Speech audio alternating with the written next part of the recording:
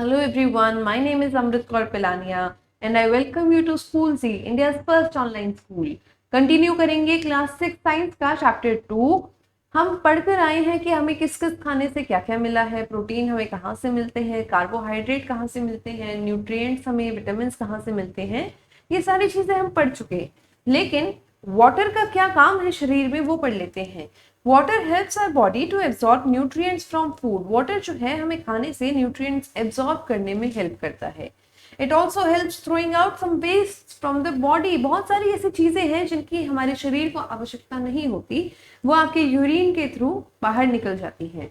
लेकिन वो यूरिन बिल्कुल pure water colour, white colour का, ट्रांसपेरेंट कलर का नहीं होता। वो कभी कभी येलो होता है, कभी कभी बहुत ज्यादा येलो होता है। तो वो जो कलर है वो क्या है, वो इम्प्योरिटीज है, ऐसी इम्प्योरिटीज जिसकी अब हमारे शरीर को जरूरत नहीं है। मतलब वो एक तरीके से ये समझ लीजिए कि शरीर का बचा हुआ सामान है जो शरीर को नहीं चाहिए। ठीक है, यूरिन के थ्रू जाता है ये, और वाटर की वजह से आपको पसीना भी आता है। पसीना भी तो लिक्विड होता है ना, तो पसीना भी क्या लेके आता है, अनवांटेड सब्सटेंसेस जो बॉडी को नहीं चाहिए वो शरीर से बाहर निकाल देता है।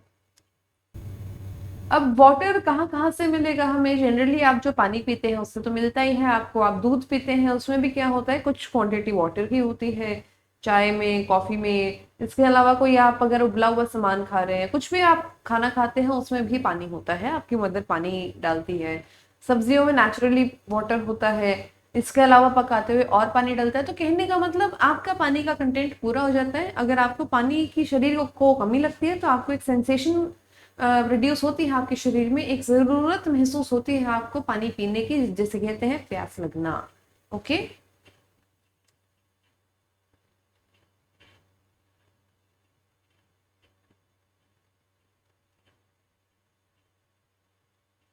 बैलेंस्ड डाइट क्या होती है वो पढ़ लेते हैं। Balanced diet is very very important अगर आपको हेल्दी रहना है तो।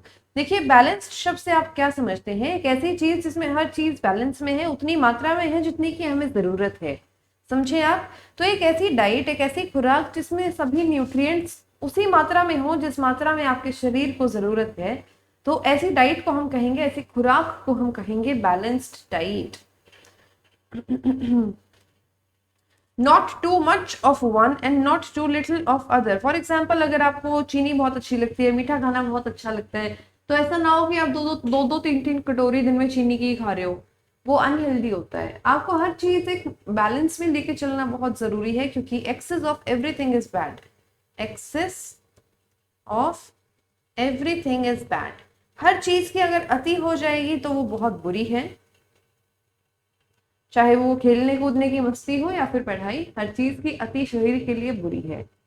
Okay, diet should also contain good amount of roughage and water. Such a diet is called balanced diet. Diet में सभी न्यूट्रिएंट्स होने चाहिए, इसके अलावा रफेज होना चाहिए और पानी होना चाहिए। ऐसी ही डाइट को हम फिर कहेंगे बैलेंस्ड डाइट। अलग अलग उम्र के लोगों को अलग अलग चीज़ों की आवश्यकता पड़ती है। फॉर एग्जाम्पल, जो हाइट में बढ़ते बच्चे हैं उन्हें प्रोटीन की, कैल्शियम की, इन चीज़ों की ज़्यादा ज़रूरत पड़ेगी। जो फिर जॉब करने वाले व्यक्ति हो जाते हैं, यानी कि 20 साल की उम्र से लेकर 50 साल की उम्र तक के जो लोग हैं, उन्हें अपने शरीर का ध्यान रखने की ज़रूरत है, उन्हें एनर्जी की ज़रूरत है, तो वो शायद कार्ब्स ज़्यादा खाएं। बुढ़ापे में फिर आपकी क्या होता है कि आपकी बॉडी तो जो है ना, जो वो डीजनरेट करना स्टार्ट कर देती है, मतलब इतने अच्छे से वो न्यूट्रिएंट्स को एब्जॉर्ब नहीं कर पाती। तो आपको ऐसे न्यूट्रिएंट्स चाहिए जो आपको हेल्दी रख सके, जैसे कि विटामिन हो और इसके अलावा प्रोटीन हो। ओके, आप जो भी खाते हैं उसका एक चार्ट बनाइए एक हफ्ते के लिए, और आप फिर देखिए कि आपकी डाइट में सब कुछ है कि नहीं है। आप कार्ब्स खा रहे हैं, प्रोटीन्स खा रहे हैं, फैट्स ले रहे हैं कि नहीं। Okay, pulses, groundnut and soya beans, sprouted seeds, fermented food, combination of flour, banana, spinach, sattu, jaggery, available vegetables and other such food provide many nutrients. Therefore, one can eat a balanced diet without expensive food material. आपके घर पे जो खाना आता है उसी में आप देखिए कि कौन से खाने में क्या न्यूट्रिएंट्स होते हैं।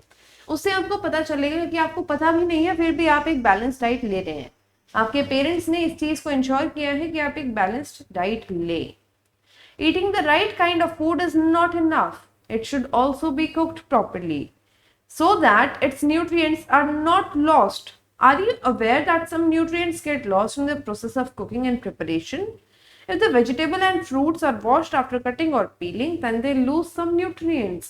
बहुत सारे ऐसी आपकी खाने की चीजें हैं जो आप बाजार से लाते हैं, घर पे लाकर उसे काटते हैं, फ्रूट्स एंड वेजिटेबल्स वगैरह, और काट के धोते हैं, उससे उसके बहुत सारे न्यूट्रिएंट्स रिमूव हो जाते हैं। ऐसा नहीं करना चाहिए, काटने से पहले धो लो आप, लेकिन काटने के बाद मत धो। बहुत सारे ऐसे चीजें हैं खाने की जिनको आप पकाएंगे तो उनके सारे जो न्यूट्रिएंट्स हैं वो रिमूव हो जाएंगे, इसीलिए उन्हें पकाया नहीं जाता, कच्चा ही खाया जाता है। फॉर एग्जाम्पल खीरा, फॉर एग्जाम्पल संतरा, ठीक है।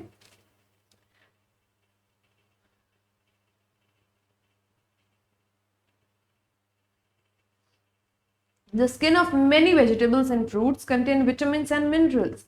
Similarly, repeated washing of rice and pulses may remove some vitamins and minerals present in them. We all know that cooking improves the taste of food and makes it easier to digest. At the same time, cooking also results in loss of certain nutrients.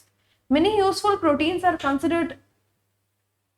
considerable amounts of minerals are lost, and water is used during cooking and then thrown away.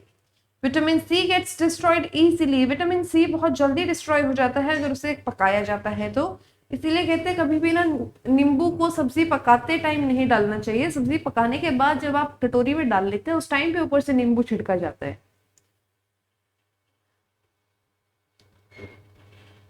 Would it not be sensible to include some fruits and raw vegetables in your diet? क्या ऐसा ठीक नहीं है कि आप मतलब fruits खाएं या कुछ कच्ची सब्जियां खाएं, जैसे कि खीरा खा लिया, या फिर और क्या खा सकते हो आप कच्चा सब्जियों में, मटर खा ली, ठीक है।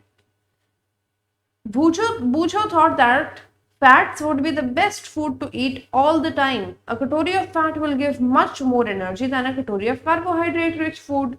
So he ate nothing but food rich in fats. Fried food like samosa, puri, malai, rabdi, peda, etc. Do you think he was right? I would say no. Of course not. It can be very harmful for us to eat too many of fat-rich foods and we may end up suffering from a condition called obesity, यानी मोटापा। obesity को क्या कहते हैं? obesity का मतलब हिंदी में हुआ मोटापा। फैटी जो आप हो जाते हैं, आपने देखे होंगे कुछ जो एल्डर्स हैं वो काफी मोटे हो जाते हैं, वो इसलिए हो जाते हैं क्योंकि उनकी डाइट धीरे धीरे ऐसी हो जाती है जिसमें फैट्स बहुत ज्यादा है। अब ये तो हमने बात कर ली कौन से न्यूट्रिएंट्स हमें कहाँ से मिलते हैं, लेकिन कोई न्यूट्रिएंट अगर आपके शरीर में उसकी कमी हो जाए तो क्या बीमारी लेकर आता है वो पढ़ लेते हैं। देखिए, a person may be getting enough food but sometimes the food may not contain a particular nutrient, जिसकी वजह से शरीर में हो जाती है deficiency या फिर कमी। deficiency का मतलब है कमी, okay? deficiency is of one or more nutrients can cause diseases or disorders in the body. किसी भी न्यूट्रिएंट की कमी से हमारे शरीर में कोई ना कोई बीमारी आ सकती है, If a person does not get enough protein, तो उसका क्या होगा, उसकी ग्रोथ स्टंट हो जाएगी, यानी उनकी हाइट नहीं बढ़ेगी, उनका फेस स्वेल हो जाएगा, बालों के रंग मतलब बालों का ना मतलब इतना अच्छा कलर नहीं रहेगा, ब्राउन से बाल हो जाएंगे काले की जगह अगर काले बाल है तो, ठीक है। स्किन डिजीज हो जाएंगे, डायरिया हो जाएगा यानी लूज मोशन लग जाएंगे। अगर कार्बोहाइड्रेट और प्रोटीन दोनों ही डाइट में से मिसिंग है तो क्या होगा, ग्रोथ बिल्कुल ही रुक जाएगी। ऐसा इंसान जो है काफी पतला और थिन हो जाएगा और बहुत वीक हो जाएगा, वो ऐसा हो जाएगा कि शायद वो चल भी ना पाए, ओके।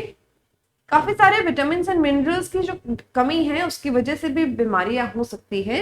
सभी डेफिशिएंसी डिजीजेस को हम प्रिवेंट कर सकते हैं अगर हम एक बैलेंस्ड डाइट लेते हैं, उससे हम ना तो बहुत ज्यादा कमजोर होंगे ना ही बहुत ज्यादा मोटे होंगे। In this chapter, we asked ourselves the reason why widely varying foods from different regions has a common